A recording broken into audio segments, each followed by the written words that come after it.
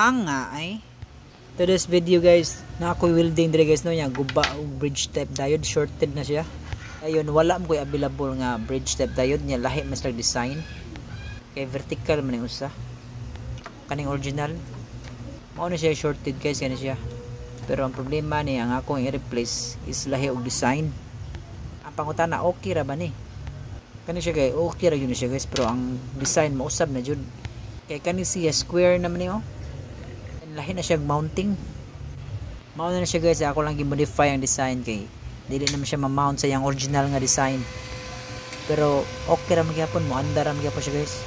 Kung na siya gibutang ang heatsink, connected pa daw sa heatsink sa karaan. Kamo na mo'y nani nga problema niya, wala mo ikailis lain nga sama niya akong ilis like design. Okay ra na siya guys, basta pareha lag current niya kana lang sa guys. Unya maurat to, bye bye.